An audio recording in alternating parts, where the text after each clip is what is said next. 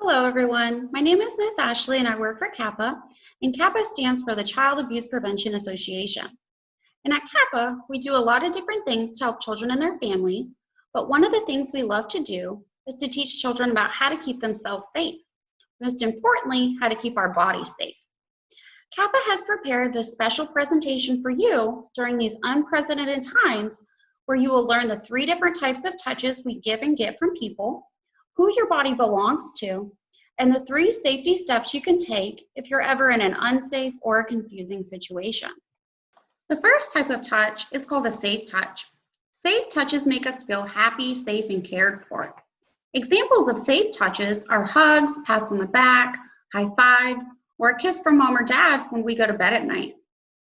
Those types of touches make us feel loved and cared for. The second type of touch is called an unsafe touch. And unsafe touches hurt and cause pain to the body and leave long-lasting marks, such as bruises, burns, even broken bones. Examples of unsafe touches are hits, kicks, and punches. The third type of touch is called a confusing touch.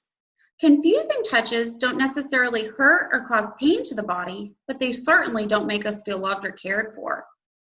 Like when we get that yucky feeling in our stomach when you know something is wrong.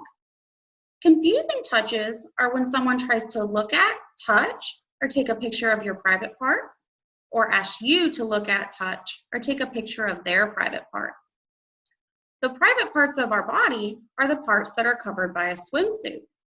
And I have 2 friends with me to help us see those private parts of our bodies that are covered by a swimsuit. This is Susie, and she's a girl. Say hi, Susie. And as you can see, girls have 2 private parts in the front and 1 in the back. And this is Joe.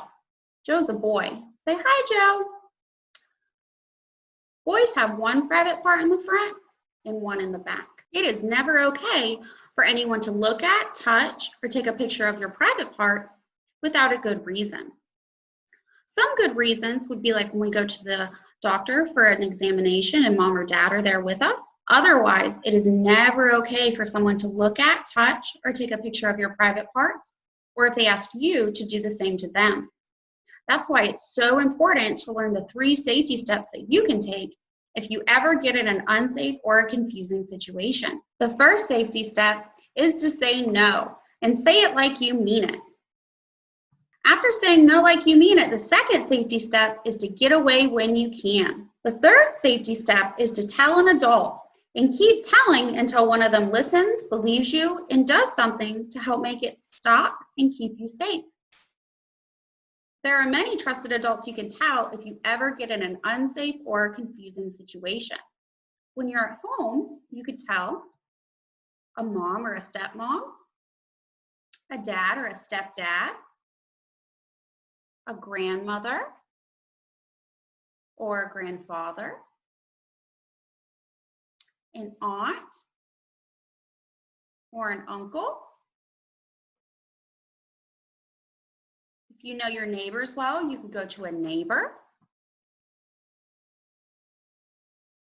If you're at a pool or a beach, you could tell a lifeguard. You could also tell a police officer or call 911 when there is an emergency. When we're at school, we could go to a teacher, our principal, our school counselor or school social worker. We could go to our school nurse. If you're on a team, you could tell the coach. As you can see, there are a lot of trusted adults you can tell if you were to ever get an unsafe or a confusing touch. It is very important to know that if you were to ever get an unsafe or a confusing touch, it would never be your fault and it would never be too late to tell an adult. Remember, your body belongs to you and you have the right to keep it safe.